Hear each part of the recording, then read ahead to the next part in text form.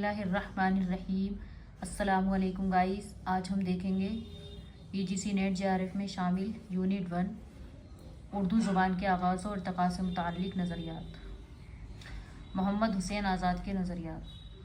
उर्दू की इब्तदा से मुताल्लिक़ मोहम्मद हुसैन आज़ाद ने आब हयात में लिखा है कि इतनी बात हर शख्स जानता है कि हमारी ज़ुबान उर्दू ब्रज भाषा से निकली है और ब्रज भाषा ख़ास हिंदुस्तानी ज़ुबान है।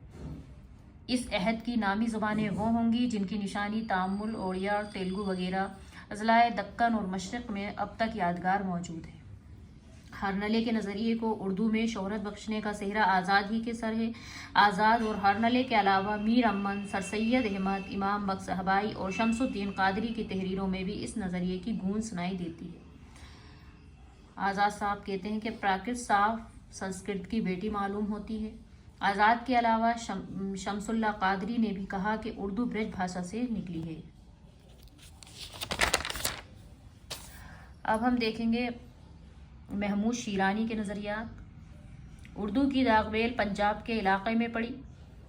मगरबी हिंदी जिसकी ब्रज भाषा हरियाणी, राजस्थानी, पंजाबी और उर्दू शाखें हैं, कदीम प्राकृत शोरसेनी की यादगार है।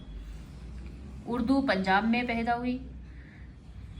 उर्दू और पंजाबी ज़ुबान के अलावा उर्दू और पंजाबी ज़ुबानों की विलादत गाह एक ही मकाम है।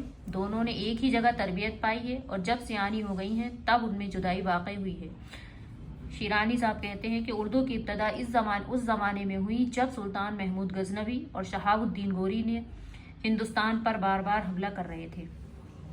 अब हम देखेंगे सैयद सुलेमान नदवी के नज़रियात। मुसलमान सबसे पहले सिंध में पहुँचे और इसलिए करीन कयास यही है कि जिसको हम आज उर्दू कहते हैं उसका हिवला इस वादी सिंध में तैयार हुआ होगा। उर्दू सिंध में पैदा हुई। नसीरुद्दीन हाशमी के नज़रियात। उर्दू दक्कन में पैदा हुई। वीडियो पसंद आए तो लाइक करें, शेयर करें एंड चैनल को सब्सक्राइब करें।